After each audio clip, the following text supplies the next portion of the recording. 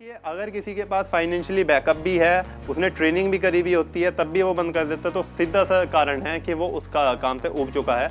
उसके दो रीज़न होते हैं, या तो वो सोचता है कि रातों रात अमीर होना चाहता है, जो लोग ये देख के सोचते हैं कि इसमें करोड़पति बन जाएंगे, बनते हैं।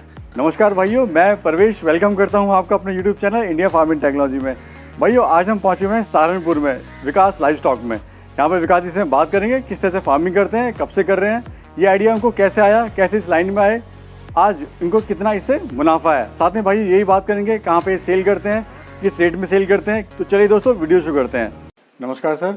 नमस्कार परवेश जी, और नमस्कार हमारे जो है दर्शक भाइयों को और किसान भाइयों को जो आज हमारे को देख रहे हैं। जी सर, अपना नाम और लोकेशन एक बार बताइए। मेरा नाम विकास गुप्ता है और विकास लाइवस्टॉक पिग फार्म हमारे फार्म का नाम है। हमारा जो ये फार्म है ये नवादा रोड, फतेहपुर जट, सहारनपुर, उत्तर प्रदेश में जो है स्थित है। जी सर, आपको पिग फार्मिंग का ख्याल कैसे आया और पिग फार्मिंग करने से पहले आप क्या करते थे? सर पहले जो है मेरी शॉप है इन्वर्टर बैटरी की, वो पापा और चाचा जो है वहाँ पे बैठते हैं। तो आज से 4-4.5 साल पहले जो है मेरे मन में आया कि हमें एक रॉ मटेरियल का प्रोडक्शन के लिए एक चीज़ करनी चाहिए, क्योंकि फ्यूचर जो है रॉ मटेरियल प्रोड्यूसिंग का ही है। तो रॉ मटेरियल में प्रोड्यूसिंग के लिए मैंने काफ़ी कुछ देखा, जैसे दूध का काम था, अंडे का, मुर्गी का, और इसी तरीके से पिगरी का भी आया। पर पिगरी का मुझे ये इसलिए अच्छा लगा क्योंकि सबसे बड़ी बात क्या है, इसकी ट्रांजैक्शन अच्छी हैं, और इसके अंदर जो है सबसे बड़ी बात क्या है कि रॉ मटेरियल प्रोड्यूसिंग हो जाता है। और दूसरी चीज़ क्या है कि इसका हार्ड कैश काम है, इसके अंदर कोई क्रेडिट नहीं है, कोई उधारी नहीं है। और सबसे बड़ी बात क्या है कि इसकी डिमांड इतनी है, जितनी मर्जी भी माल आप पे हो, जब मर्जी तब बेच लो, और हार्ड कैश काम है, कोई उधारी नहीं होती। तो सर, आपने जब स्टार्ट करा था ये पिग फार्म अपना, तो कितने एनिमल से स्टार्ट करा था, कितना इसमें इन्वेस्टमेंट आया था? देखिए, ये एक बहुत बड़ा पॉइंट है, क्योंकि हमारे फार्म में काफ़ी इन्वेस्टमेंट हो गई थी। लगभग जो है 40 लाख के आसपास तो हमारे फार्म पे लग गए थे। कितना परसेंट आपने फीड पे करा, कितना उस पे परसेंट? देखिए, स्टार्टिंग में क्या वो मैनेजमेंट सही नहीं रहा हमारा, हमने ज़्यादा कंस्ट्रक्शन पे इन्वेस्ट कर दिया था, जबकि हमें कंस्ट्रक्शन पे थोड़ा कम इन्वेस्टमेंट करनी चाहिए थी। बट आज वो हमें काफ़ी फायदा दे रही है, तब नहीं दे पाई थी। तो थोड़ा सा शुरू में प्रॉब्लम्स आई थी हमें फाइनेंशियली, बट अब सब स्मूथली रन कर रहे हैं। तो सर ये बताइए, जो भाई फार्म स्टार्ट करना चाहता है तो उन्हें किन किन बातों का ध्यान रखना चाहिए, जो कि बहुत इंपॉर्टेंट बातें होती हैं? देखिए, सबसे पहली चीज़ क्या है कि कोई भी अगर फार्म स्टार्ट कर रहा है तो उसकी पूर्ण जानकारी लेनी चाहिए। ऐसा नहीं है कि आपने यूट्यूब पे देख लिया या फिर जो है किसी भी फार्म पे चले गए और आपको नॉलेज हो गई और आप इस काम को कर लेंगे ना। ऐसा ये कोई सुअर है कि सुबह खाना गिर दिया, शाम खाना गिर दिया तो आप जो है इस चीज़ को कर लेंगे। इसमें आपको बहुत सारी नॉलेज की ज़रूरत है, प्रॉपर ट्रेनिंग की ज़रूरत है, प्रैक्टिकल्स की ज़रूरत है। ये सब कुछ आप कर पाएंगे तो ही जो है आप इसमें सक्सेसफुल हो पाएंगे। और प्रॉपर फाइनेंशियली आपके पास जितना भी बजट है उसको सही तरीके से मैनेज करेंगे तो ही आप इसमें सक्सेसफुल होंगे। सर दूसरा, मैंने काफ़ी फार्म विजिट भी करा है, मेरा पर्सनल एक्सपीरियंस भी रहा है ये कि जितना फीड ज़रूरी है उतना ही ब्रीड भी ज़रूरी है। तो सही ब्रीड का होना क्यों ज़रूरी है और कितना उसके लिए उसका इम्पोर्टेंट है? देखिए, ये चीज़ बहुत ज़्यादा ज़रूरी है। अगर आप अच्छी फीड खिला रहे हैं पर आपके पास ब्रीड छोटी है, यानी कि जैसे कि हम बात करते हैं, अगर हम ह्यूमंस की बात कर लेते हैं, अगर एक इंसान में माँ बाप जो है 4.5 फुट के हैं तो उसका बच्चा कभी भी 6 फुट का नहीं होगा। वो जितना भी कॉम्प्लेन पी ले, जितना भी अच्छा खा ले, वो 5.5, वो ज़्यादा से ज़्यादा 4.5 से 5 फुट के आसपास ही जा पाएगा। और वो अगर जो है वेट बढ़ाएगा तो उसका पेट गोल होगा, एक लिमिट के बाद वो भी नहीं बढ़ा पाएगा। तो इसलिए हमें हमारा सेम रोल जो है ब्रीड के अंदर भी काम करता है। अगर हमारी ब्रीड लंबी है और अच्छी हाइट है और अच्छी, जैसे कि हम जिसका नाम लेते हैं लार्ज व्हाइट यॉर्कशायर, वो ब्रीड है, तो आप उसको जो है जब खाना देंगे तो वो एक तो सबसे अच्छा होता है उसका FCR यानी फीड कन्वर्जन रेशियो। कम खाना खा के ज़्यादा वजन बढ़ाएगा, और अच्छी क्वालिटी का देंगे तो बहुत अच्छा रिजल्ट आएगा। इसलिए ब्रीड बहुत ज़्यादा ज़रूरी है। बहुत ज़रूरी है। सर दूसरा ये बताइए कि काफ़ी फ़ोन्स आते हैं मेरे पास कि सर हम लोन लेके पिग फार्म स्टार्ट करना चाहते हैं, तो आप क्या इसको देखते हैं कि लोन लेके फार्म स्टार्ट करना चाहिए या लोन मिलता है नहीं मिलता है, थोड़ा वो बताइए। देखिए, लोन की क्या प्रक्रिया, वाकई में इस चीज़ का बहुत बड़ा जो है क्वेश्चन होता है। पर एक्चुअली में क्या है कि लोन पे जो है बिल्कुल भी जो है काम नहीं हो सकता, क्योंकि लोन पहली तो बात नहीं मिलता। क्या हुआ था कि जो है लोन पहले ही बंद हो गए थे और कोविड के बाद से तो वैसे भी बंद हो चुका है। एक दो ये मुद्रा लोन जो है, जो स्टार्टअप बिजनेस के लिए मिलते हैं, वो मिल जाते हैं 5-6 लाख रुपए के, पर 5-6 लाख रुपए में फार्मिंग नहीं होती है। हाँ, अगर आप इस काम को करना चाहते हैं तो आपको अपनी स्टार्टिंग में जमा पूंजी से ही करना पड़ेगा। अगर आपके पास 10-12 लाख रुपए हैं तो आप 4-5 लाख का लोन लेके कर सकते हैं। पर अगर आप ये सोच रहे हैं कि प्रॉपर लोन के साथ करना है तो ये पॉसिबल नहीं है। विकास जी, जब आपने पिग फार्मिंग स्टार्ट करी थी तो आपको समस्याएं इसमें क्या क्या आई थी? देखिए, समस्याएं बहुत सारी तो नहीं थी, बट ये था कि ट्रेनिंग ले रखी थी तो क्योंकि पूरी प्रॉपर नॉलेज थी, थोड़ा सा हमें फाइनेंशियली प्रॉब्लम आई थी खिलाने पिलाने में। क्योंकि जब हमने फार्म स्टार्ट किया था तब ज़्यादातर होटल वेस्ट को प्रमोट किया जाता था, तब फीड का इतना नहीं था। तो हमें लगा कि जो है होटल वेस्ट तो सस्ता ही आता है तो हम काम कर लेंगे, इसलिए हमने बिल्डिंग पे ज़्यादा लगा दिया था। बट क्या है कि सहारनपुर एक ऐसी जगह है जहाँ पे 5 स्टार होटल्स नहीं है, होटल वेस्ट नहीं मिल पाता था। तो मुझे स्टार्टिंग में खुद की फीड बनानी पड़ी थी। फिर 1 साल बाद रॉयल ग्रीन आ गई थी, तो रॉयल ग्रीन मैंने खिलाई, रिजल्ट अच्छा लगा, साफ सुथरा काम था और पॉजिटिव जो है वाइब्स आने लग गई थी, बजट बन गया था, तो फिर काम चालू हो गया था। तो सर ये बताइए, ट्रेनिंग का बड़ा रोल होता है, तो जी। जो भाई फार्म स्टार्ट करना चाहते हैं, करने की सोच रहे हैं, वो कैसे फार्मर से ट्रेनिंग लें ताकि उनको सारी चीज़ें सीखने को मिले, सारे टॉपिक कवर हो जाएं और फ्यूचर में दिक्कत ना आए? देखिए, ट्रेनिंग किसी भी चीज़ की हो बहुत ज़रूरी होती है। अगर आप आर्मी में पुलिस में जा रहे हो तो भी ट्रेनिंग करनी पड़ती है, ऐसे ही पिग फार्मिंग है। अगर जो है आप 10-15 लाख रुपए 20 लाख रुपए अपने फार्म पे लगा रहे हो, तो अलग अलग जगह पे ट्रेनिंग होती है, कोई 6,000, कोई 5,000, कोई 10,000, 12,000 रुपए लेता है, कोई बड़ी वैल्यू नहीं है। दूसरी 2 तरीके की ट्रेनिंग होती है, गवर्नमेंट और एक प्राइवेट। गवर्नमेंट में आपको सिर्फ प्रैक्टिकल तो कुछ भी नहीं कराया जाता, थ्योरिकल है, वो भी 2010-11 की बुक्स होती हैं, वो पढ़ा देते हैं। पर जो प्राइवेट होती है, जैसे हमारे खुद के फार्म पे भी होती है, तो वहाँ पे आपको लेटेस्ट टेक्नोलॉजी जैसे यूज़ हो रही होती हैं या क्या क्या चीज़ें नहीं आ चुकी हैं, उनके हिसाब से आपको जो है ट्रेनिंग करवाई जाती है, वो सब कुछ बताया जाता है। ट्रेनिंग के अंदर बताया जाता है कि चैलेंजेस क्या फेस करने पड़ते हैं, फार्म कैसे बनाना चाहिए, ब्रीड कौन सी रखनी चाहिए, क्या खिलाना चाहिए, खुद का फीड बनाना चाहिए, क्या फीड के फॉर्मूले होते हैं, क्या छुटर पुटर बीमारियां उनके इलाज, बड़ी बीमारियां जानलेवा बीमारियां उनके क्या इलाज होते हैं, क्रॉसिंग कब करानी चाहिए, वैक्सीनेशन कब करनी चाहिए, दांत कब काटने चाहिए, खस्सी कब करना चाहिए। ये तो थ्योरिकल हो गया। प्रैक्टिकल में आप अपने हाथों से खाना घेरते हैं, साफ सफाई करते हैं, खस्सी करते हैं, सारी चीज़ें सीखते हैं, सारी चीज़ें करते हैं।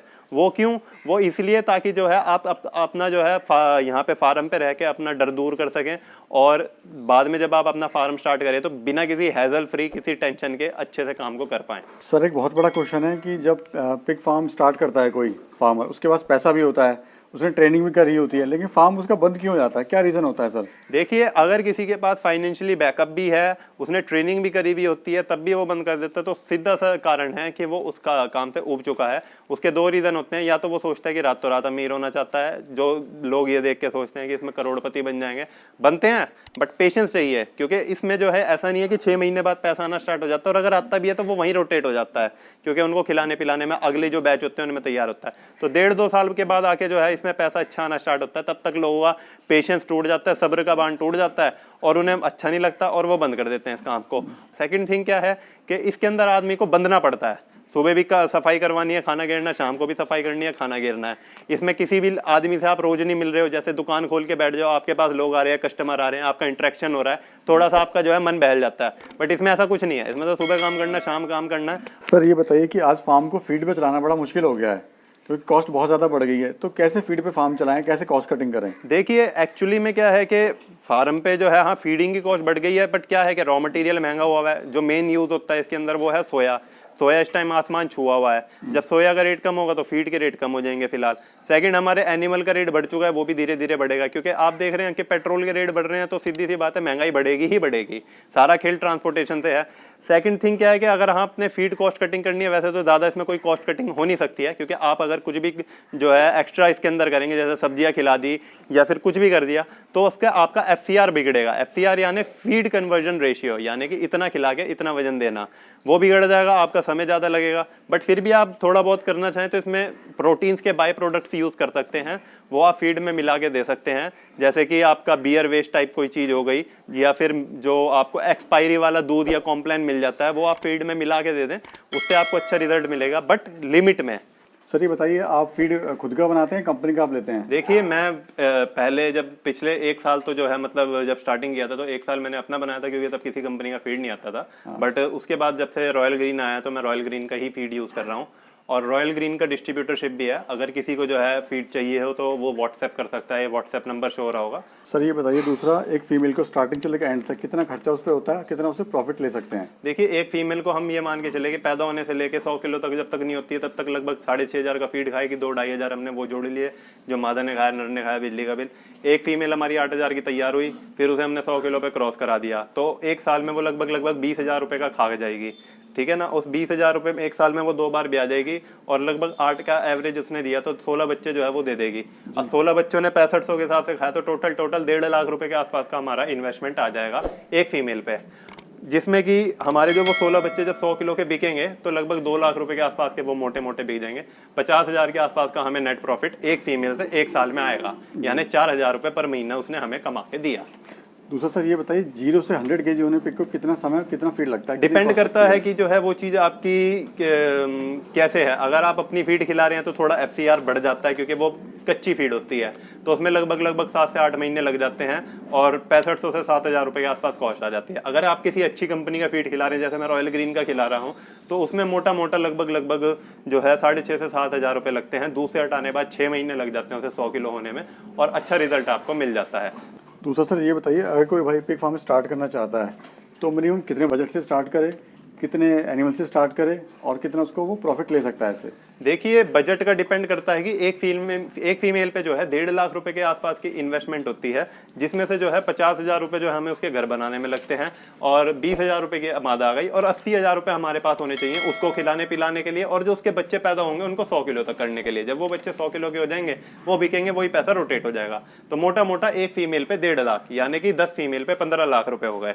5 लाख रुपए कंस्ट्रक्शन बनाने के, 2 लाख रुपए आपकी फीमेल पे, और 8 लाख रुपए अलग रखे होने चाहिए खिलाने पिलाने के लिए। तो ऐसे बजट आप अपने आप को मैनेजमेंट और कैलकुलेट कर सकते हैं। तो किस रेट का सर आप माल सेल करते हैं, कहाँ करते हैं, और कोई मार्केटिंग की कोई समस्या है इसमें आपको? देखिए, मार्केटिंग की कोई प्रॉब्लम नहीं है, जितना मर्जी उतना माल बेच लो, जब मर्जी तब बेच लो। कंडीशन यही है कि 100 किलो से ऊपर का होना चाहिए, 100 किलो से ऊपर का ही माल बिकता है। अगर आप ये सोच रहे हैं कि हम बच्चे बेच के या फिर मादाएं बेच के फार्म को चला लेंगे, तो वो पॉसिबल नहीं है। बिकेगा सिर्फ फैटनरी, और इसमें किसी भी तरीके की कोई प्रॉब्लम नहीं आती। थोड़ी बहुत कोविड के टाइम पे आई थी, बट अब डिमांड इतनी है, रेट हाई हो चुका है, जिसकी कोई लिमिट नहीं है। तो सर आप क्या सलाह देना चाहते हो जो भाई इसको स्टार्ट करना चाहते हैं, करने की सोच रहे हैं? देखिए, सबसे बड़ी सलाह यही है कि अगर जो है आप ये काम करना चाहते हैं तो इस काम को अच्छे से समझ के ट्रेनिंग लेके करें। अगर आप ट्रेनिंग लेना चाहते हैं, हमारा हर महीने ट्रेनिंग का बैच रहता है, नीचे व्हाट्सएप नंबर शो हो रहा होगा, इस पर आप व्हाट्सएप करें, आपको ट्रेनिंग की डिटेल्स मिल जाएंगी। 4 दिन की हमारे यहाँ ट्रेनिंग होती है, 6500 रुपये उसकी फीस है, और उसमें रहना खाना वगैरह सब उसी में इंक्लूडेड है। पूरे भारत में सबसे इकोनॉमिक ट्रेनिंग है, क्योंकि हमें ट्रेनिंग से कमाना नहीं है, हमारा मेन मकसद है नॉलेज देना। और साथ में मैं बताना चाहूँगा, अगर किसी को जो है एनिमल्स के पिग के इक्विपमेंट चाहिए, जैसे वाटर निप्पल या फिर पिग मार्कर्स वगैरह, वो भी हमारे फार्म पे अवेलेबल रहते हैं। नीचे व्हाट्सएप नंबर शो हो रहा होगा, इस पर आप इसकी रेट लिस्ट लें, और जैसे ही आपको अपना नया फार्म खोल रहे हैं और आपको ये इक्विपमेंट्स की ज़रूरत हो, आप हमको जो है व्हाट्सएप पर मैसेज करें। धन्यवाद सर, आपने बड़ी महत्वपूर्ण जानकारी दी। धन्यवाद सर।